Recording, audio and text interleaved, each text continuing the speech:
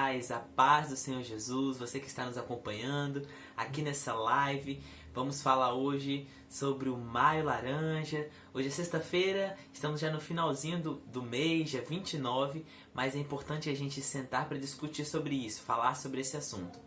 Muito obrigado você que está nos acompanhando, você que já é da nossa igreja. Nós somos aqui da Igreja Evangélica Assembleia de Deus, Ministério de Madureira, em Viçosa, Minas Gerais. Ou você que está nos ouvindo de outro lugar, assim como eu estou aqui, eu estou do Espírito Santo, mas talvez você está em outro estado, outra cidade. Muito obrigado pela sua participação. Talvez você não é cristão, mas de qualquer forma esse é um debate importantíssimo, embora seja muito delicado, um assunto difícil da gente tratar, mas que a gente, com toda a responsabilidade que o assunto merece, nós devemos falar sobre isso. Muito obrigado, você que está nos acompanhando no YouTube, Facebook ou Instagram. E a quarentena, né, nos dá essa oportunidade da gente poder falar sobre isso, e aí os recursos digitais também nos dão essa oportunidade. Hoje, como eu disse, a gente já está no finalzinho do mês, hoje é dia 29 de maio, mas esse é um assunto muito importante, é oportuno a gente falar disso e a gente não pode perder essa discussão. E além disso, não só no mês de maio, né? É importante a gente falar sobre isso durante todo o ano. É um assunto que está presente no nosso dia a dia, é uma questão social e a gente não deve fechar nós não podemos fechar os nossos olhos para essa discussão. Nós estamos então no Maio Laranja, que eu tô até com uma colinha aqui para poder ver. É o mês que a gente discute a luta pelo enfrentamento, combate ao abuso e à exploração sexual de crianças e adolescentes. E aí, por que é Maio Laranja, né? Por que é a cor laranja? Você deve ter até visto que algumas pessoas no Instagram, no Facebook, trocaram a foto de perfil, postaram lá a corzinha laranja para poder apoiar a causa. A cor laranja não foi escolhida à toa. Laranja é uma cor de alerta, que chama a atenção. Então, é uma cor oportuna para poder levar toda a sociedade a se atentar à discussão desse assunto. E essa campanha do Maio Laranja nasceu há um tempo atrás.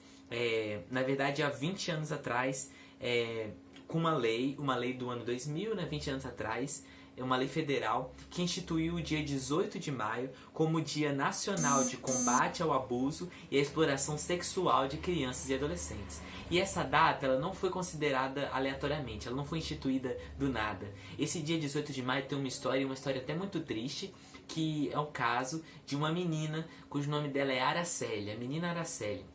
Ela tinha apenas 8 anos e quando a gente conta a história dá até um pouco de vergonha de ser capixaba, porque essa história aconteceu em Vitória, capital do Espírito Santo, e aconteceu no ano de 1973 e essa menina foi raptada, estuprada e morta por jovens de classe alta, né, de Vitória, e média alta de Vitória. E o que é mais triste é que até hoje esse crime não foi solucionado, não foi resolvido, o crime ainda está impune. Então por isso que uma campanha como essa é tão importante, para a gente se mobilizar, se conscientizar, se informar mesmo, né? Como sociedade, dar atenção aos direitos das crianças, dos adolescentes e falar sobre esse assunto.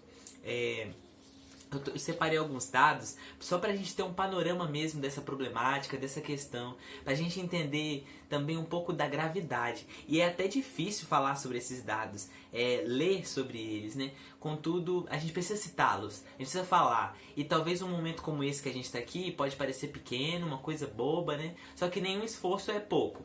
Toda atitude que a gente faz é válida para poder considerar aí essa luta de enfrentamento à violência. Outra coisa interessante também, que é importante a gente se atentar, que o mês de Maio Laranja, ele é focado à questão da violência sexual, o abuso sexual. Só que a criança e adolescente ela está exposta a muitas outras formas de violência, física, psicológica. Durante a discussão você vai até acompanhar que a gente vai se aprofundar, vai falar das outras formas. E é importante então a gente se alertar para todas os tipos de abuso e violação de direitos que a criança e adolescente pode sofrer. Alguns dados interessantes que eu separei. Em 2018, o Brasil registrou mais de 32 mil casos de abuso sexual contra crianças e adolescentes. E esse índice ele é crescente. A cada ano ele vai crescendo. Sempre um índice é maior do que o do ano passado. E ano passado, 2019, esse foi um dado divulgado esse mês pelo Ministério da Mulher, da Família e dos Direitos Humanos, divulgado alguns dias atrás. Eles afirmam que em 2019, só contra crianças de 0 a 3 anos, olha que idade pequena, de 0 a 3 anos, foram mais de 11 mil denúncias de violação sexual recebidas de lugares de todo o Brasil pelo Disque 100, que é o canal oficial do governo federal para atendimento a esses tipos de denúncia. O Ministério da Mulher, da Família e dos Direitos Humanos também anunciou um dado muito difícil, muito triste, duro de falar ele, que a cada hora 3 crianças e adolescentes são abusados no Brasil. A cada hora. Os estudos apontam também que a metade das crianças e adolescentes que passam por isso não contam para ninguém, optam em se calar. E infelizmente, muitas das famílias que essas vítimas estão inseridas são famílias que se identificam como cristãs. Isso é difícil falar, mas são os dados, né? O principal alvo são as meninas, mais de 75%, só que também tem uma parcela considerável que alcança os meninos. 1/4 dos casos, mais ou menos, são com meninos, com garotos, do sexo masculino. 80% das vezes, essa violência acontece dentro de casa. E o Ministério também anunciou que mais de 70% dos casos de violência são praticados por familiares, pessoas da própria família. É importante a gente se atentar que o agressor nem sempre é um homem. Mulheres também praticam violência sexual infantil. Um dado um pouquinho mais antigo afirma que a cada 10 pedófilos, uma é mulher. E o estudo mais recente do Instituto de Pesquisa Econômica Aplicada, o IPEA, que é um governo, né, é um órgão do governo federal, afirma que em 2011, 70% dos estupros foram cometidos por parentes, namorados ou amigos conhecidos da vítima. E o último dado que a gente traz é que o levantamento também concluiu que 95% dos casos de violência sexual cometida em crianças e adolescentes são praticados por pessoas conhecidas da criança, ou seja, não são pessoas desconhecidas, pessoas estranhas que aparecem do nada e acabam violentando essa criança ou esse adolescente. São pessoas que já são próximas, já estão no convívio delas, e isso é muito triste. Não é fácil falar disso, a gente precisa ser responsável, mas ao mesmo tempo a gente precisa falar, a gente precisa tocar nesse assunto, a gente precisa discutir sobre isso. E o nosso papel é em 2 frentes: combate e prevenção. Talvez quem está nos ouvindo, se você for um pai, um líder, talvez você é um responsável, um avô, você ocupa algum cargo de liderança na igreja ou não, na sociedade em geral. A gente sabe dessa responsabilidade. Você já pode ter acompanhado algum caso real de violência sexual. Ou talvez você é um pouco mais novo, você é uma criança, adolescente, está nos assistindo e você sofre disso. E é muito duro. Fazer a denúncia não é fácil. Só que além dessa frente de combate, de denunciar, de falar, né, de tomar esse posicionamento de denunciar essa pessoa, a gente também tem uma frente de prevenção, que é o que dá a importância de momentos como esse, que é a importância de a gente fazer lives como essa, discussões como essa, para que outras crianças, outros adolescentes não passem, não sejam expostos a essa mesma situação tão degradante. Nós estamos aqui como igreja, quem está organizando, quem está aí, né, promovendo é a igreja, Assembleia de Deus, Ministério de Madureira em Viçosa, mas quem planejou, deu uma organizada aí, foi os adolescentes. Eu sou professor da Escola Dominical dos Adolescentes. A irmã Ana, que daqui a pouquinho vai falar, é minha parceira também. Nós somos juntos professores dessa classe e a gente achou importante discutir sobre isso e estamos aí propondo esse assunto. E por quê? Porque há uma preocupação em a gente buscar o reino de Deus e a sua justiça. Uma preocupação com os valores do Evangelho, os valores morais daquilo que a gente crê. E Jesus disse que Ele veio para dar vida e vida em abundância. E a gente quer garantir que todos tenham vida plena, principalmente as nossas crianças. Vivam abundantemente, vida plena para todas as crianças e adolescentes. E proteger as crianças e adolescentes é tão espiritual quanto a gente orar por elas. Então, fiz esse apanhado geral aí para você se situar, se contextualizar. Talvez você nunca deve ter ouvido sobre essa campanha, E aí durante a live você vai poder também aprender um pouco mais. Só que agora a gente vai ver uma fala da irmã Ana. A Ana Cardoso, né? A gente chama de irmã Ana, mas é a Ana Cardoso. Ela é assistente social e tem uma vasta experiência, vivência com essa temática. E ela também está muito envolvida com as redes de enfrentamento à violência. Por isso que a fala dela vai ser sobre o enfrentamento à violência sexual contra criança e adolescente e também sobre a defesa dos direitos. Como promover políticas públicas que dê amparo a essas crianças. Como identificar, como se posicionar. Por ser uma questão social, um problema da nossa sociedade, exige a cooperação de todo mundo. E a gente como igreja também tem uma certa responsabilidade, porque a gente faz parte da sociedade, né? E é por isso que a gente está aqui discutindo. Mas a irmã Ana vai falar um pouco das ações, dos direitos, de como o Estado se posiciona nisso e pode realmente atuar nesse contexto tão desafiador e tão triste. Beleza? Fica com a gente, vai acompanhando aí. Irmã Ana, é com você. Olá pessoal, como o Abraão falou, eu sou a Ana Cardoso, sou assistente social. Já trabalho aí na área social já há muitos anos, né? E hoje vou trazer uma abordagem aqui, algo que eu gosto muito de trabalhar, que é essa questão da mobilização social, do enfrentamento a alguns fenômenos sociais que afetam nossas crianças e nossos adolescentes. E o mês de maio, como o Abraão falou, é um mês, maio, laranja, o qual nós conversamos, e o objetivo do mês é uma campanha nacional, que mobiliza, sensibiliza, informa e convoca toda a sociedade para participar dessa luta em defesa dos direitos da criança e do adolescente, né? E é preciso garantir que toda criança e que todo adolescente tenha o direito ao seu desenvolvimento de forma segura e protegida, livre de abuso e da exploração sexual, né? E essa campanha ela trata especificamente do enfrentamento à violência sexual praticada contra a criança, contra o adolescente, porque isso envolve vários fatores, né, de risco e vulnerabilidade. Quando se considera as relações de gênero, de raça, de etnia, de risco e vulnerabilidade, de classe social, de geração diferentes, né, de condições econômicas diferentes. Então, tudo isso se trata da questão da violação. São estabelecidas relações diversas de poder, nas quais tanto pessoas como as redes utilizam de crianças e adolescentes para satisfazerem seus desejos e fantasias sexuais. E nisso obtém vantagens financeiras e até lucro, grandes lucros, né? Então, hoje nós vamos trabalhar aqui um pouquinho sobre essa questão de como nós podemos ficar atento, né, a indícios que estão próximos da gente, indícios que nos levam a identificar essa questão da exploração, do abuso sexual contra a criança e o adolescente, né? Então, eu vou tratar aqui de alguns passos, né, para que a gente possa refletir.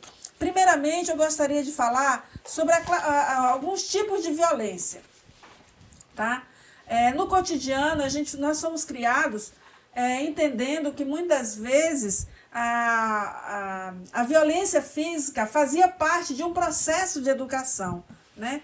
E a gente sabe que hoje o diálogo, hoje uma boa conversa se resolve muitas coisas. A violência física é o uso da força física como meio de educar. Na verdade, ela traz muitas mazelas, porque os traumas que isso são gerados historicamente na vida dessa criança, quando ela crescer, desse adolescente, quando ele estiver mais jovem, adulto, né, vão ser traumas profundos, né? Tem a questão da negligência, que se caracteriza pelo descaso dos pais ou responsáveis para com as coisas que são essenciais ao desenvolvimento sadio dos filhos, né?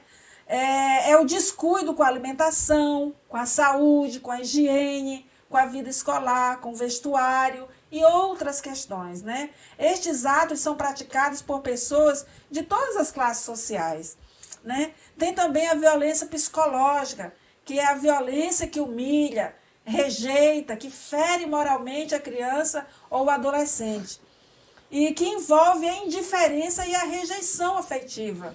Pode haver o uso de frases como você é burro, você é um inferno na minha vida, eu ainda vou te matar. E são expressões que cotidianamente crianças e adolescentes eles ouvem de quem são seus cuidadores, de quem são aquelas pessoas que estão no seu entorno, e que isso é uma violência psicológica. E eu gostaria de refletir profundamente com vocês sobre essa questão da violência sexual. O ato, né, a violência sexual é um ato através do qual um ou mais adulto do mesmo sexo ou não usam a criança ou adolescente com a finalidade de obter prazer sexual. E não é só o uso da criança ou do adolescente, né, como parceiro sexual, mas também quando o adulto estimula e manipula os órgãos sexuais da criança ou forçam essa criança ou esse adolescente a manipular os órgãos sexuais do adulto. Então, isso é muito danoso para a formação e para o desenvolvimento sadio da criança e do adolescente. Essa questão da violência sexual, do abuso sexual, uma das coisas que a gente deve refletir é que não é algo que se dá longe da gente, que se dá em outra cidade, em outro bairro, na sociedade, numa parcela da sociedade à parte. Não. O abuso e a violência sexual, ela é algo presente em todas as esferas da sociedade. E há indicativos que nós, como pais responsáveis, educadores, professores, família dessa criança, desse adolescente, a gente precisa identificar. E eu gostaria de refletir com vocês alguns indicadores que nos levam a identificar indícios de que essa criança e esse adolescente está sendo abusado. Um deles é a mudança de comportamento, né? A criança e o adolescente, quando ele é abusado, quando ele passa por esse processo de ser vítima de uma violência, uma das coisas é que ele muda o seu padrão de comportamento, né? A criança, se ela nunca agiu de uma determinada forma, de repente ela passa a agir, começa a se apresentar com medo, começa a ter medo do escuro, começa a ter medo de ficar sozinha ou perto de determinadas pessoas. A gente chama isso de uma mudança extrema de comportamento, né? Muda de humor, né? Então, o adulto ele tem que ficar atento a toda e qualquer mudança nesse sentido. A mudança de comportamento também pode se apresentar com relação a uma pessoa específica. Alguém que até então a criança convivia e de repente ela passa a ter medo. Ela não gosta de estar junto. Então, o pai, a mãe, aquele adulto que está próximo, ele não deve forçar essa proximidade. Uma outra questão que precisamos ficar atento é sobre a proximidade excessiva, né? A criança ela demonstra rejeição em relação ao abusador. E aí, de repente, quando chega num determinado lugar, ou na casa de uma visita a um parente ou alguém, essa criança ela vai passar horas à parte do grupo, ela vai para um quarto brincar com um primo mais velho, e aí isso é algo incomum, né, quando tem pais atentos, né? E aí o pai tem que ficar, o pai, a mãe, o cuidador, o avô, a avó, quem é esse adulto que está no cuidado daquela criança, daquele adolescente, ficar atento para esses momentos, porque pode haver uma proximidade excessiva de uma outra pessoa que é mal intencionada. Então, o olhar atento, ele tem que fazer parte do cotidiano dessa criança, né? no seio familiar. A outra questão é a questão da regressão. O que é essa regressão?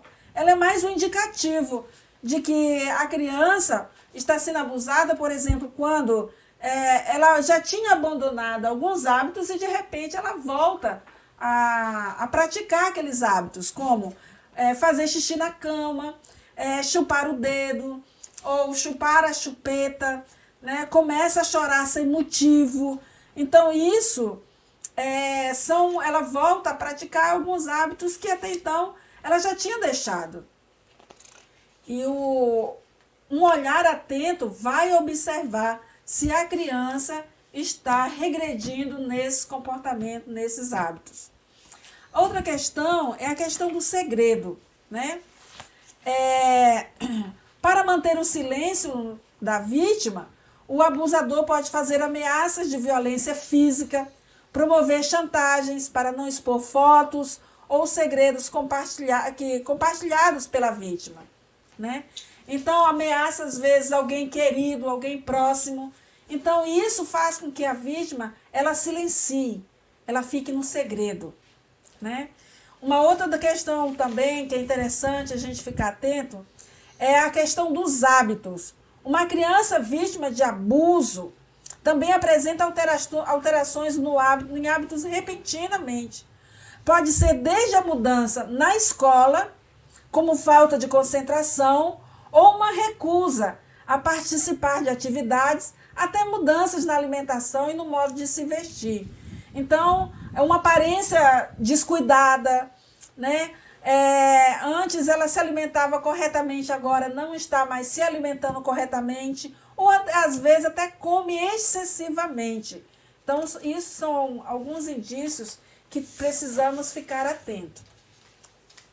Outra questão são questões ligadas especificamente à questão da sexualidade. Uma criança que tinha uma linguagem saudável e de repente começou a falar um novo vocabulário, mas um vocabulário muito voltado para a sexualidade, né? Então, isso leva a indícios de que ela está repetindo a linguagem de um adulto. E muitas das vezes, até ela, no seu convívio com outras crianças, ela começa a brincar e a querer tocar outras crianças. Isso é o quê? Ela está repetindo o comportamento de um abusador, de alguém que praticou um abuso. Então, ela repete naquele grupo de coleguinha, de amiguinhos, gestos ou ações muito voltadas para a questão da sexualidade. Então, isso a gente pode ficar atentos. Uma outra questão precisa, nisso da questão da sexualidade, a criança, ela repete comportamento. Então, ela reproduz o comportamento do abusador com outras crianças de sua convivência. Tem também as questões físicas, né? Que a criança ou adolescente aparece com roxuras, com dores, apresenta dores no seu corpo, inchaços na região genital. Muitas das vezes são lesões, né, causadas por um abusador e que ela começa a esconder. Começa a vestir roupas que tampam mais o seu corpo, começa a ser mais retraída, a não querer fazer parte da sua convivência familiar, de um grupo, de uma conversa, estar junto com as pessoas, começa a ficar mais retraída por causa daquelas rochuras, daquelas lesões que tem no corpo. Tem também a questão da negligência, de que eu já falei, quando o adulto não está atento e a criança fica exposta a riscos, a vulnerabilidades, fica exposta à má intenção de outros adultos, de um abusador, e aí essa negligência faz com que a criança seja vítima da violência sexual. Diante desses indícios, o que se deve fazer? Né? Antes de confrontar a criança, procurar pessoas confiáveis, né? Procurar orientação ou de profissionais. Nós temos uma rede no município, que é uma rede, um sistema O sistema de garantia do direito da criança e do adolescente é uma estrutura que funciona no município com atores locais que são voltados para trazer essa questão da garantia do direito. Então, procurar no CRAS, no CREAS, no Conselho Tutelar, no Conselho Municipal do Direito da Criança e do Adolescente, procurar pessoas que lhe orientem e lhe mostrem o caminho a ser percorrido. Tá? Uma outra coisa é que quando a criança rompe o silêncio para falar com o adulto, é porque ela confia nesse adulto. Então, uma das coisas que você deve fazer é ouvir e acolher essa criança. Em nenhum momento trazer uma palavra de julgamento ou de culpa. Culpabilizar a criança só vai prejudicar, gerar nela, na criança, um trauma muito maior. Né? Então, o adulto ele tem que ficar atento e sensível a quando a criança chega e lhe comunica que algo aconteceu. E aí, eu sempre converso e oriento que existem algumas coisas que nós como educadores, como líderes, como professores, ou até mesmo como familiar, algo que a gente pode fazer, que é gerar na criança o conhecimento, o autocuidado. Existem 4 coisas que eu considero básicas para que a criança ela fique cuidadosa com relação a essa questão da violência sexual, que é reconhecer o seu corpo. A criança, o menino, a menina, identificar no seu corpo, que a menina tem um corpinho de menina, o menino tem um corpinho de menino, e essa orientação deve ser uma orientação saudável, né? E existe parte do nosso corpo, a criança ela tem que compreender isso, que o corpinho dela tem parte que é pública e tem parte que é privada. Existe uma parte do corpo dela que qualquer pessoa pode chegar, pode pegar na mão, pode cumprimentar, passar a mão na cabeça. Mas existe uma parte do corpo que ninguém pode tocar, né? Então, a criança ela tem que ter noção, compreensão dessa questão pública e questão privada. O que meu corpo precisa ser resguardado para que ninguém toque, né? Então, o conceito de público e privado é algo compreensível que a criança pode compreender, pode internalizar e assim vai ser um conhecimento a mais para que ela seja preservada de qualquer abuso. E aí, mediante a isso, né, ela também pode compreender que ela é dona do próprio corpo, que no corpinho dela ninguém passa a mão, que no corpinho dela ninguém pode tocar na sua genitália, a não ser a mãe, ou o pai, ou o médico, por uma outra circunstância, de um exame, ou de um cuidado, isso pode acontecer, mas não por malícia, por abuso, por assédio, né? Então, a criança, ela pode compreender isso. Que ela tem um corpinho, que nesse corpinho ela não é livre para passar a mão, para estar pegando, e que também o corpo dela é dela. Ela pode compreender isso, né? Numa linguagem adequada, a criança compreende, o adolescente compreende. E como última reflexão, que se porventura aconteceu um toque indevido, essa criança não calar. Ela precisa contar com confiança para alguém de que essa pessoa vai ouvi-la, né? Essa questão da proteção contra o abuso, no momento que a gente trabalha essa questão de que a criança, ela pode confiar no professor, na professora, ela pode confiar num vizinho, numa tia, num tio, alguém de confiança, e que ela pode chegar e compartilhar daquele ocorrido, né? Então, o contato físico inapropriado, ela precisa compreender que se for inapropriado, ela precisa compartilhar com alguém, contar, falar, romper com o silêncio, né? E aí, somente para fechar aqui a minha fala, né, dentro disso que a gente está trabalhando no Maio Laranja, dizer que o adulto ele precisa estar preparado para qualquer momento, quando ele for chamado por uma criança e ela compartilhar com ele. Ele tem que estar preparado para acolher essa criança, tem que estar preparado para ouvi-la, para ser receptivo e não julgá-la, não culpá-la, porque muitas vezes a culpa já é algo que a criança já traz nas costas. O abuso, ele já vem carregado de culpa, de medo, de violência.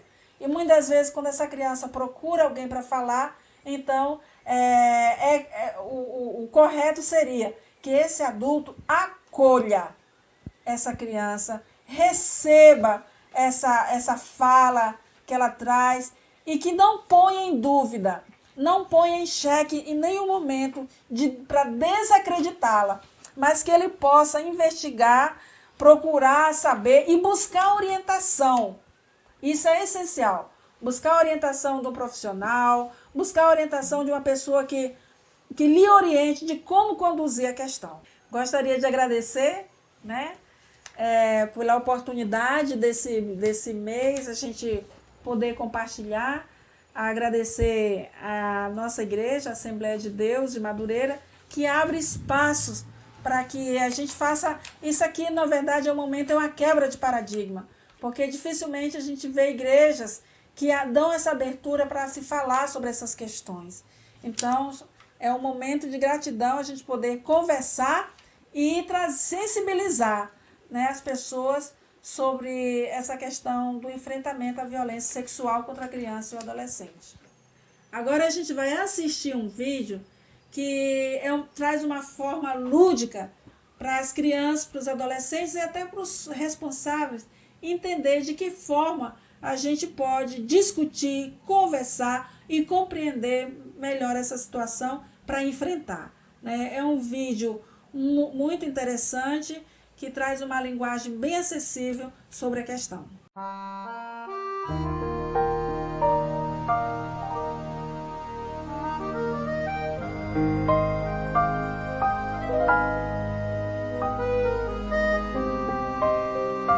Filha, papai tem um assunto muito importante para conversar com você. Sobre o que, papai?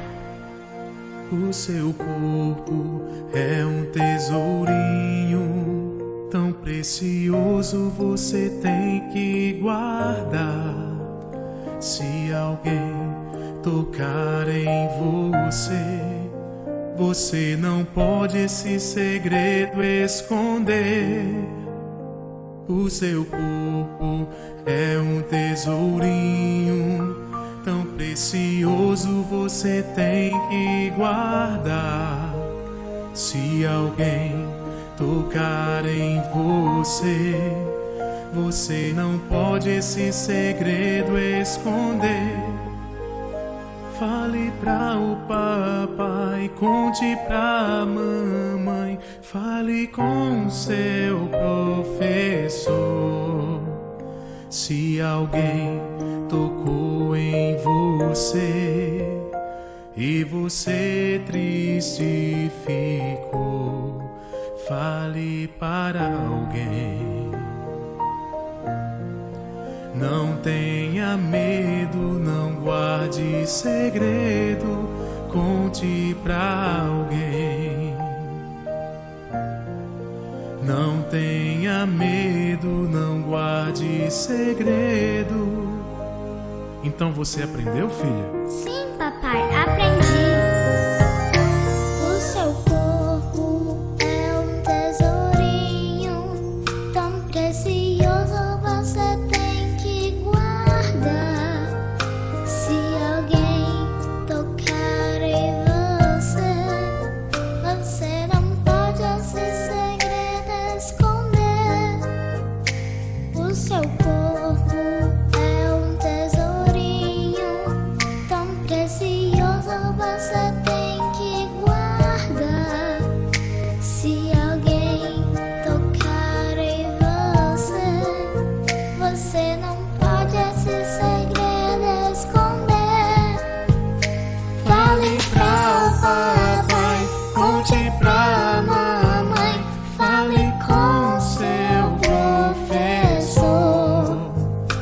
Se alguém tocou em você e você triste ficou, fale pra alguém. Fale pra alguém. Não tenha medo, não guarde segredo, conte pra alguém.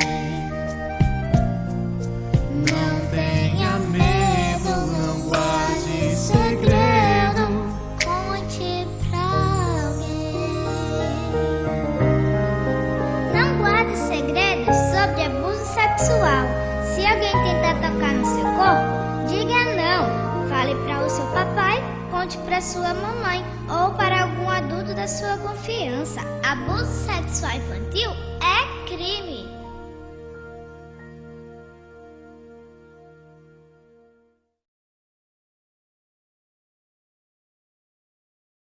Agora nós vamos ouvir a pastora Jocely. Ela vai nos trazer uma reflexão sobre como a igreja pode desempenhar o seu papel como influenciadora, como cuidadora, como a igreja se posiciona diante dessa questão do enfrentamento à violência sexual à criança ou adolescente. Olá, queridos. Paz do Senhor, é muito bom estarmos juntos para conversarmos sobre um assunto tão importante, tão necessário, tão atual, como esse assunto que nós estamos tratando hoje. Eu agradeço a Deus por termos essa oportunidade enquanto igreja. Estamos aqui com a Ana é membro da nossa igreja, ela é assistente social, com vasta experiência nessa área que ela tão bem apresentou aqui, todos esses dados, essas realidades, e agora eu quero falar um pouco no papel que a igreja exerce. Quero dizer a vocês que nós, como igreja, o pastor Oséias, eu e outros irmãos, outros líderes, nós comungamos desta mesma responsabilidade, desse entendimento que a igreja precisa tratar sobre essas coisas que são da maior importância e necessidade para os dias que nós estamos vivendo. A questão da violência, seja ela na área que for, tanto para a criança, o adolescente, a mulher, o idoso, em todas as áreas. É uma questão que nós não podemos fechar os olhos. Durante muito tempo, e nós não estamos aqui para acusar ninguém, mas durante muito tempo a igreja ela tinha uma postura um pouco complicada a respeito disso. Quando um pastor era abordado por um membro que vinha comunicar uma situação de abuso, como eu disse, por exemplo, uma mulher espancada pelo marido, ou um filho que era duramente castigado, muitas vezes a igreja via isso com olhos assim, totalmente fora do propósito da palavra de Deus. O nosso Deus é um Deus de justiça. E às vezes, talvez por falta de entendimento, alguém que tivesse orientação, muitos pastores não tinham orientação. E outra, as coisas não eram faladas como são faladas hoje. Até mesmo a mídia. Hoje a mídia ela tem um poder muito grande de divulgação de casos e de situações e até dessas campanhas como essa que a gente está tratando hoje aqui, que é o Maio Laranja, que trata dessa prevenção, dessa orientação sobre essa área tão, tão importante. Então a igreja dizia o seguinte: vamos orar, Deus vai dar vitória, esse problema vai ser resolvido, o seu marido vai ser transformado, o seu pai vai mudar, enfim. Só que nós entendemos hoje que o papel da igreja vai além disso. Tudo pode ser mudado pela oração. Irmãos, não tem nenhum assunto que diga respeito à nossa vida sobre o qual a gente não possa orar ou não deva orar. Devemos orar sempre. Porém, tem coisas que nós precisamos orar e agir. Porque a oração, ela tem essa conotação. Você ora e age. Oração. Então, quando nós olhamos para essa realidade que está tão perto, tão presente, muito mais do que a gente imagina, você e eu porque talvez não tenhamos vivido isso na pele, ou não tenha na nossa casa acontecido, ou alguém muito próximo, a gente pensa que isso está muito distante. Como a Ana disse, está na outra casa, no outro bairro, está na outra cidade, está no outro país. Não, irmãos, isso está muito próximo. Então a gente vê que hoje as coisas são tratadas mais abertamente, os assuntos são falados de uma forma mais direta, mais objetiva, com mais claridade, né, mais clareza sobre o assunto. Porém, a igreja, ela tinha essa dificuldade. Então, como eu estava dizendo, muitas vezes um pastor, quando era abordado com um depoimento desse, um caso como esse, ele ia dizer o seguinte: vamos orar. Só que a oração, apesar dela ser uma grande arma, uma poderosa arma, e nós devemos orar sobre tudo. O cristão deve orar sobre tudo. Porém, a oração ela tem uma conotação. Oração, orar e agir. E eu quero dizer a vocês que nós, como igreja, sentimos esse peso de responsabilidade, de estarmos prontos a ajudar as pessoas. Veja bem, a igreja não tem o papel que o Estado tem, que o município tem, mas a igreja é uma voz que pode ajudar aquela pessoa que está passando por aquela situação. Nós estamos fazendo, através desse trabalho hoje, uma conscientização. Estamos conscientizando pais, líderes, pastores, avós. Quantas crianças e adolescentes são criados pelos seus avós? Enfim, pessoas adultas que são responsáveis por crianças e adolescentes. É um trabalho de prevenção, é um trabalho de orientação, é abrir os olhos. Mas nós temos outras realidades. Nós temos também pessoas que talvez hoje estão nos ouvindo, estão vendo estão conosco nesse momento, e você já foi abusado, você é a vítima. Ou você conhece alguém que é a vítima, ou a gente pode estar convivendo num ambiente onde haja vítimas. E como é que nós vamos reagir como igreja, né? O papel do Estado, o papel do município já foi esclarecido.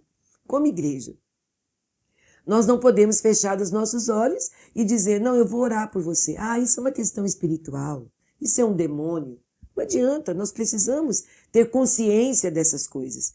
Eu quero dizer para você que nessas questões nós precisamos ser mais maduros. Nós ainda somos muito embrutecidos nesse aspecto. Qualquer momento que a igreja trata, até numa pregação, num culto, uma conferência, um encontro de família, de casais, de jovens, se você vai abordar as questões que envolvem a área sexual, as pessoas ainda têm muitas reservas. Um momento tem toda uma incapacidade de ouvir. Outras vezes tratam isso com certo deboche, com uma questão assim de zombaria, né? Fazendo daquilo só uma questão mesmo ali de crítica. Irmãos, nós precisamos amadurecer e entender que o Deus que trata de tantos outros assuntos da Bíblia, trata de Jesus, da salvação, do arrependimento, do pecado, da libertação dos demônios, da cura divina. O Deus que trata sobre o arrebatamento da igreja é o Deus que trata das questões da área sexual. Deus trata a sexualidade com muita naturalidade e com muita profundidade e até como uma questão espiritual. Por mais que você e eu tenhamos dificuldade de entender isso. Então, nós estamos abordando isso porque nós precisamos hoje, enquanto pastores, enquanto pai, líderes, professores de escola bíblica dominical, nós precisamos estar com os nossos olhos abertos. A Ana deu aqui alguns indícios. A criança o adolescente tem uma mudança de comportamento. Nós já vivemos isso. De repente o menino se torna muito arredio, outra hora rebelde, não obedece, não se comporta, não recebe nenhuma orientação, não cumpre nenhuma orientação que recebe. E isso no ambiente da igreja. E eu imagino nas escolas como as coisas acontecem. Talvez numa sala de escola bíblica dominical, a professora começa a perceber, lembrando que são crianças muito pequenas que às vezes passam por essa situação. Não é um menino grande que já se expressa. Às vezes são crianças que não têm nem voz para expressar o que está sentindo. Então, se você tem observa esse comportamento, a criança, de repente, ela não ri mais. né? A criança só chora, ela está com medo, ela está insegura, ela foge de tudo e de todos. Vamos prestar atenção. O que está acontecendo? Só que tem um detalhe, e isso eu considero da maior importância para nós, igreja. Na nossa convivência, e eu falo isso com muita liberdade com você, nós não podemos colher uma informação, ou de uma criança ou de um adolescente, somente com o intuito, irmãos, de fazer disso uma conversa. Aí eu vou, por exemplo, ô Ana, eu soube de tal coisa, e compartilho com a Ana, às vezes fazendo disso até um assunto pejorativo. Jamais. Isso tem que ser tratado com muita responsabilidade. Se você percebeu e você vai abordar essa criança ou esse adolescente, você vai fazer isso com muito tato. Você vai fazer isso com muito respeito. Porque essa pessoa já está ferida. A sua integridade, suas emoções, ela está toda ferida. Não é o ferimento, ou não é só o trauma físico de ter sido, muitas vezes, ter tido ali, ser forçado a uma relação, ou ter alguém ter tocado nos seus órgãos sexuais, mas aquilo que está na sua alma, na mente, nas suas emoções. Isso não pode ser, de forma alguma, tratado com leviandade. Nós vamos ouvir essa criança, esse adolescente, com todo respeito. A Ana falou aqui da culpa. É muito fácil eu abordar alguém e, talvez até porque eu não esteja preparado para aquilo, eu dizer para aquela pessoa, para aquela criança ou adolescente, mas o que você fez para acontecer isso? Será que você não causou? Será que você não despertou? Né? E a gente não é o nosso papel. Eu até acredito que se esse menino, essa menina precisar depois de uma maneira diferente de se comportar, de se vestir, isso vai ser tratado depois. No primeiro momento, nós não vamos tratar dessa situação. Não vamos também dizer, mas com o pai que você tem, com a mãe que você tem, mas morando onde você mora, não é esse o nosso papel. Então, nós vamos tratar isso com delicadeza. Vamos tratar isso, irmãos, lembrando que nós estamos tocando numa ferida. Muitas vezes uma ferida recente, aberta, sangrando, e nós precisamos respeitar isso. Temos que ser sensíveis, né? Trabalhar essa pessoa, essa criança, esse adolescente com cuidado, com a autoestima, porque isso pode ser um poço sem fundo, onde essa pessoa vai mergulhar. E quantos casos nós sabemos de pessoas que chegam ao suicídio, porque eles não conseguem lidar. Lembrando, não só adultos, crianças e adolescentes têm passado por isso. Então, a gente precisa ser muito responsável. Geralmente, depois que uma pessoa passa por esse momento, ele não confia em qualquer pessoa. Ele tem dificuldade em confiar. Então, nós vamos ganhar a confiança. E como é que nós vamos ganhar a confiança? Dando uma balinha? Oferecendo um presente? Não. Nós vamos ganhar a confiança acompanhando, estando junto, na hora que essa criança talvez tenha uma crise de ansiedade, em uma crise de choro compulsivo. Né? Você vai ficar perto, você vai dizer, eu estou aqui, você pode falar comigo se você quiser. Se você não quiser falar comigo, eu posso chamar alguém. Você gostaria de falar com alguém?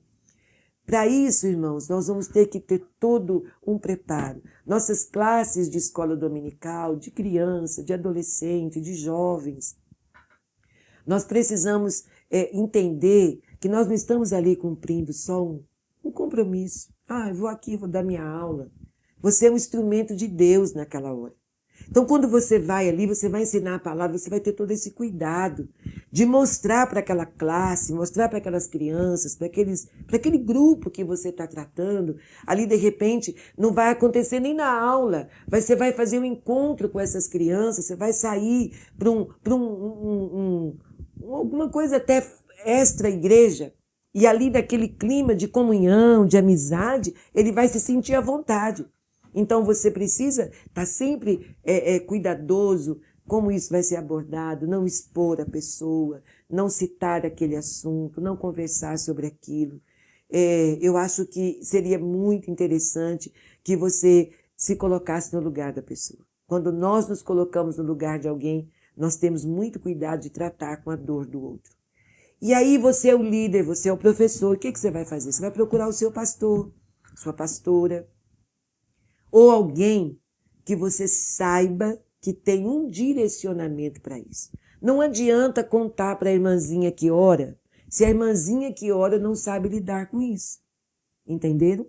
A irmã que ora é, é alguém muito importante na igreja. O departamento que ora, o departamento de oração da igreja é da maior importância. Mas você não pode levar isso se a pessoa não sabe lidar. Principalmente quando você vai citar uma situação de alguém que faz parte do nosso convívio dentro da igreja. Então, procure alguém com responsabilidade. O pastor da igreja, um líder, alguém maduro na fé, alguém maduro na sua conduta, uma pessoa que não gosta de expor o outro. Tudo isso nós precisamos tomar cuidado, porque o nosso papel é ajudar a curar e não aumentar aquela ferida.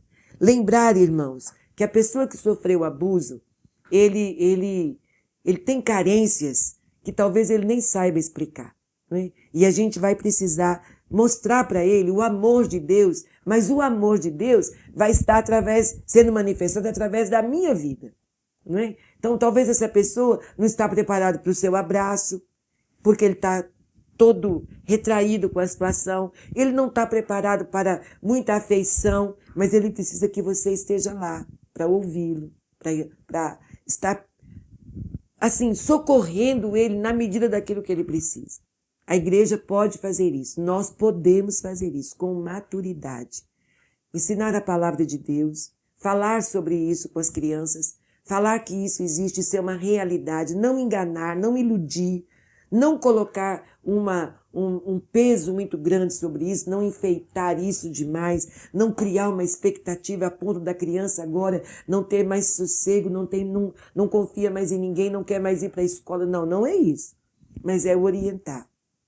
Fazer isso com graça, né? Como todas as outras coisas nós fazemos. Abordar esses assuntos. A igreja tem que tratar. A igreja trata sobre o adultério, a igreja trata sobre infidelidade conjugal, a igreja trata sobre o roubo, a igreja trata sobre a mentira, a igreja trata sobre tantos assuntos. A igreja tem que tratar sobre esses assuntos, o abuso sexual. Hoje, nesse dia, falando mais propriamente para crianças e adolescentes, mas nós temos outras realidades e a igreja não pode fechar os olhos para essas coisas. Eu termino dizendo que nós precisamos deixar portas abertas.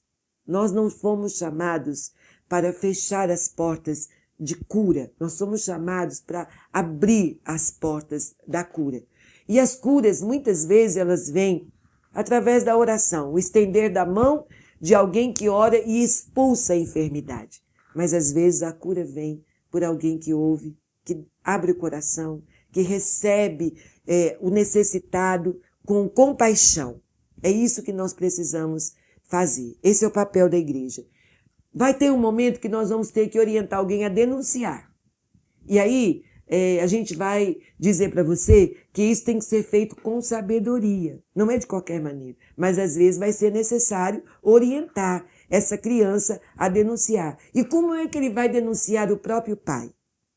O avô, o tio, o vizinho, o amigo do pai. Nós tivemos um caso de alguém que nos contou uma situação que o abusador era o melhor amigo do pai. Era o homem com quem o pai tinha toda a confiança. Ele ajudava aquela família financeiramente. Ele cuidava das necessidades materiais, da comida, da roupa, do calçado, daquela família que estava em crise financeira. Como essa menina vai dizer para o pai que aquela pessoa que tem a figura do socorro é o abusador? Então isso, irmãos, não é uma coisa fácil. Por isso a gente não pode simplesmente dizer, não, você vai lá e denuncia. Nós temos que dar um suporte para essa pessoa. E aí vamos chamar quem? O conselho tutelar, não é verdade? Vamos chamar aquele que é de direito. E tem mais, esse movimento ele tem o Disque Denúncia, não é, Ana? Exatamente. É o número 100. 100. Disque 100.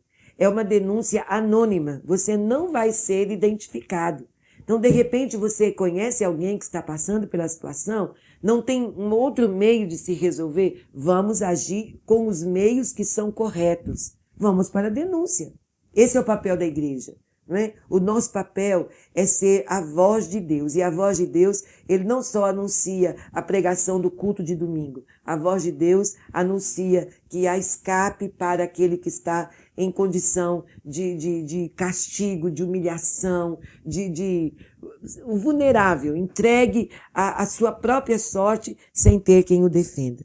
Jamais poderemos deixar de atender as vítimas, seja ela da fome, seja ela da enfermidade, a vítima quantas vítimas temos, né? Quantas situações? A vítima do vício, né? O drogado que chega, nós nunca poderemos deixar de cuidar. Assim como não vamos deixar de cuidar das vítimas do abuso sexual, sejam crianças, sejam adolescentes, mas faremos isso com compaixão, faremos isso com amor, faremos isso com temor, com base naquilo que o Senhor tem nos ensinado. Nós terminamos esse vídeo, né, essa mensagem nessa noite, dizendo a vocês que Deus nos deu ousadia profética. A igreja é uma voz profética. Irmãos, da mesma forma como a gente se levanta para orar pela nação, pelos governos, pelos políticos, pelas questões de toda sorte, a igreja tem que se levantar como uma voz profética nesse tempo, para dizer que a cura para esses traumas, a cura, a libertação, que pessoas que passam por essas situações podem ser restaurados, sim, porque a Bíblia diz que Deus faz nova todas as coisas. Mas não só isso, a igreja também é a voz profética que declara, que denuncia o erro, denuncia o pecado. Esse sempre foi o papel que a igreja precisa exercer até que Jesus venha. Que nós possamos, com uma voz de sacerdote, não é? Declarar na vida das pessoas a bênção, declarar a libertação, declarar a cura, que as nossas crianças, os nossos adolescentes que estão em situação de risco e vivem muito próximos de nós, às vezes no bairro mais próximo, às vezes na rua que a gente mora, ou mesmo dentro dessa comunidade chamada igreja, que a gente esteja disposto a estender nossas mãos para socorrer os necessitados. Essa igreja é uma igreja que cuida da família. As nossas necessidades são muitas e as limitações enormes, mas a nossa visão é de cuidar da família como um todo. Não cuidar da família só para fazer festa, para fazer congresso de jovens, de adolescentes, de crianças, não. Para cuidar da família como um todo. E esse é uma das áreas muito importantes que a igreja precisa cuidar. Tenha consciência disso. Faça com que isso seja divulgado. Compartilhe esse vídeo com outras pessoas. Coloque na sua rede social. Manda para um amigo. Se você sabe de alguém do seu trabalho, de algum lugar que precisa dessa orientação, tanto da questão aqui, como a Ana falou, muito bem falado, que alguém que você precisa ajudar, mostre esse vídeo e as questões espirituais desperte em alguém essa responsabilidade, porque até que Jesus venha, esse é o papel que a igreja precisa exercer. Eu quero orar por você, com você, orar por essas questões. Questões muito importantes e que precisam da nossa oração e do nosso comprometimento. Não é apenas orar, é orar e se comprometer. Amém? Pai, em nome de Jesus, nós agora queremos te agradecer pelo privilégio que tivemos de nos reunir para tratar desse assunto. Senhor, nós entendemos que como igreja precisamos abrir os nossos olhos, os olhos do nosso entendimento e pedir ao Senhor estratégias para abordarmos esses assuntos tão delicados com as nossas crianças, de maneira que eles sejam orientados, que eles sejam, Senhor, preparados para que, vindo por acaso o abusador se aproximar de uma dessas crianças, eles tenham em si mesmo, na mente, no coração, a orientação, como dizer não, como resistir e até mesmo de não silenciar diante desse perigo que é tão real. Oramos, Senhor, por líderes que se levantem, homens e mulheres, nas igrejas, para que esse assunto seja tratado com naturalidade, com liberdade, mas com responsabilidade. Eu te agradeço pela oportunidade de ouvir a parte teórica desse assunto, aquilo que diz respeito à responsabilidade do município, do Estado. Eu agradeço ao Senhor por termos a Ana aqui, que é uma assistente social e tem se doado nessa área. Eu agradeço ao Senhor pela vida dela e pela maneira tão simples, tão clara e tão verdadeira que ela expôs esse assunto aqui para que nós tivéssemos o conhecimento de toda essa área. E também te agradeço pela igreja aonde nós servimos, pela visão que o Senhor tem nos dado. Nos dê capacidade de ampliar essa visão, que nós possamos estar preparados, ainda estamos engatinhando, mas que nós possamos nos preparar cada dia mais para tratarmos de coisas nessa área, cuidando das nossas crianças, adolescentes, jovens, homens, mulheres, dos nossos idosos, para que essa seja uma igreja saudável, uma igreja que recebe o necessitado, recebe a vítima de qualquer tipo de abuso e que nessa igreja ele encontre abrigo, que ele encontre apoio, que ele seja acolhido e que a nossa igreja seja uma igreja, Senhor, aberta para entender, para exercer esse papel, que sejamos também um lugar de cura, um lugar de esperança, um lugar de vida. Que sejamos sábios, que as pessoas que vierem até nós com situações semelhantes a essa não sejam expostas, mas sejam curadas. Te agradecemos pela vida do Abraão, pelo departamento de adolescentes, que dispôs no coração tratarmos sobre esse assunto. Te agradeço pela vida do pastor Oséias Valadares, o pastor presidente desta igreja, que tem sido, Senhor, um apoio todas as vezes que nós o procuramos para tratar desses assuntos que fogem da ordem comum dos cultos. Ele tem nos apoiado, que o Senhor dê a ele graça e sabedoria para que isso, Senhor, seja cada vez melhor e maior. Nos dá a tua bênção, abençoa todos os que nos ouviram. Se porventura esse vídeo, essa mensagem chegou até alguém que está agora passando pelo processo do abuso ou já foi, Senhor, vítima disso, que a tua graça alcance esta vida, que ele seja curado, que ela seja curada. Senhor, se for necessário que haja uma denúncia e se necessário for que haja intervenção, Senhor, dos meios necessários, dos meios legítimos, mas que em tudo haja, Senhor, restauração, esperança e vida. Nós oramos porque cremos que tudo podemos no nome de Jesus. Te agradecemos por tudo, em nome de Jesus. Amém. Deus abençoe a sua vida. Muito obrigado por estar nos ouvindo, estar conosco aqui nesse momento tão especial. Que Deus nos abençoe e teremos outros encontros desses para tratar de outros assuntos. Vamos aproveitar a Ana para falar de outras coisas, outros irmãos com conhecimento de causa em outras áreas e de vez em quando nós estaremos promovendo esse tipo de assunto para a edificação da minha vida, da sua vida e da obra de Deus. Deus te abençoe, fique na paz do Senhor e até a próxima. Muito bom.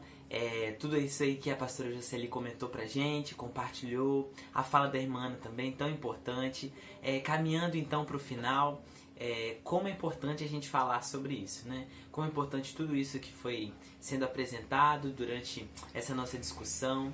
E pra gente finalizar, né, eu gostaria de destacar algumas coisas que até na fala da irmã Ana ela levantou, mas para que a gente não perca de vista.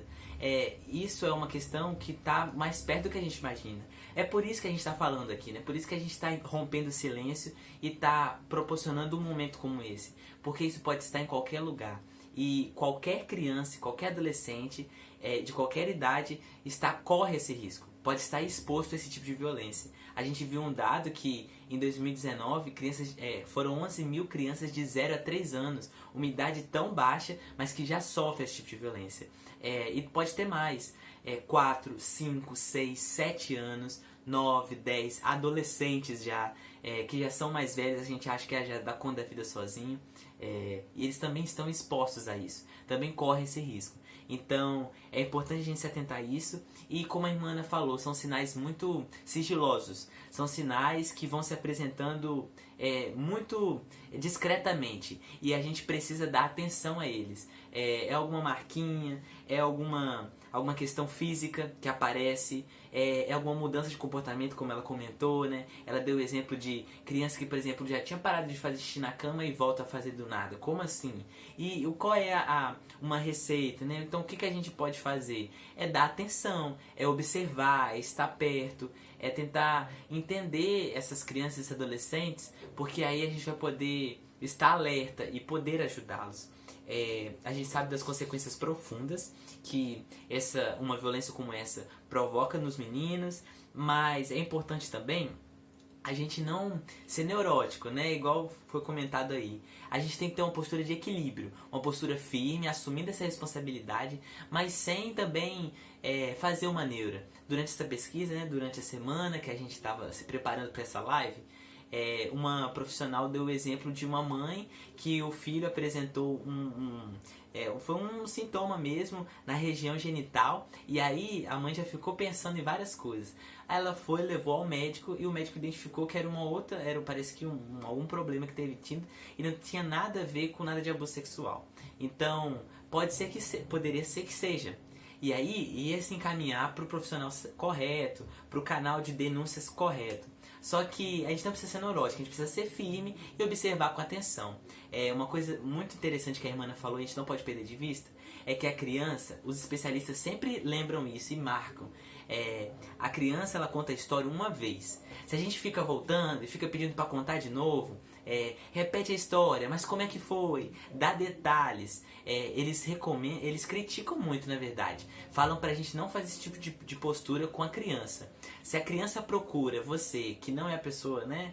Me procura, por exemplo, eu, professor da escola dominical, e nós não somos as pessoas recomendadas para lidar com isso, a gente tem que ser firme, acolher, com escuta, com amor, recebê-los, não culpabilizá-los e não ficar cavucando, né? Não ficar expondo a criança. A gente aproveita daquilo, aquela oportunidade que a gente tem, e a gente tem uma responsabilidade de conduzir ela ao canal certo. Você viu que durante toda a live apareceu aí o Disque 100, o Disque 100 é o canal oficial. Tem um aplicativo, Direitos Humanos. No site do Ministério dos Direitos Humanos também tem. São gratuitos, funcionam 24 horas por dia, inclusive em feriados, em final de semana. E o mais importante, são anônimos. Funcionam como realmente para você ligar, fazer uma denúncia. E aí, não é a gente que vai culpar a pessoa, que vai julgar. A justiça faz sua parte e essa pessoa ela vai ser amparada, né? A gente espera isso, mas é importante denunciar para poder marcar aquele processo. E aí acreditar que no Estado, como a irmã Ana já apresentou, toda essa rede de prevenção, de proteção da criança, de enfrentamento ao abusador, que tudo isso vai ser acionado e vai proteger a criança. Não é nossa tarefa, por exemplo, culpabilizar. A pastora deixou muito claro, né, no meio da igreja, ficar expondo aquilo, fermentando. Não é fácil denunciar. A criança se sente muito exposta, muitas ameaças podem acontecer, tem tipo de abusador, como já foi dito, que coloca a criança numa exposição muito triste, e às vezes a criança depende, e nessa quarentena ela tá do lado do abusador. Então, se a gente observar alguma coisa, se a gente vê algum sinal, vamos nos posicionar, vamos dar atenção, vamos acolher, vamos ser empáticos. Nós somos agentes da graça de Deus e a gente pode sim fazer algo a respeito disso. E o mais importante que as nossas crianças, os nossos adolescentes, a gente tem essa responsabilidade, né? Eu e a irmã, nós temos essa preocupação de que os adolescentes eles sejam autônomos, eles sejam valorizados, que eles se conheçam, que eles estejam tão firmes da identidade deles em Deus, mas a ponto de que eles estejam seguros com eles mesmos. quando uma criança ela é segura emocionalmente, ela consegue compartilhar com mais facilidade e reconhecer que isso não é normal e que ela não precisa estar sendo exposta a essa condição. E aí procurar alguém, um responsável, que depois vai encaminhar a pessoa certa. A gente agradece a todo mundo que assistiu, obrigado pela participação. A gente não esgota a discussão aqui, tem muito mais coisa que a gente pode falar, mas que a gente não fique preso só ao Maio Laranja. Que a gente aproveite os outros meses, que aproveite o ano para falar desse assunto, discutir sobre isso e se colocar disponível para as crianças, para os adolescentes, para as nossas crianças, né? Que elas se sintam amparadas, protegidas. E foi muito bom aprender juntos. Obrigado, irmã Ana, com toda a sua experiência aí, né, no serviço social. A pastora que deu uma palavra também super importante de como no ambiente da igreja a gente pode lidar com isso. E se você nos ouve, nos ajude, replique essa informação, vamos nos atentar. A cor laranja é para isso, né? Pra gente estar alerta. Não neuróticos, mas equilibrados, cientes da nossa responsabilidade e fazendo aquilo que é a nossa parte. Faz parte do reino de Deus. E a gente pode proteger nossas crianças e adolescentes orando, mas também agindo. Oração, orar mais ação. E aí a gente vai poder ser portos seguros, escutá-los, ampará-los e encaminhá-los aos órgãos certos. Beleza? Uma boa noite, fiquem com Deus, ajudem a gente a compartilhar essa mensagem e vamos falar sobre isso, que é muito importante. Tranquilo? Brigadão, gente. Até na próxima. Um abração.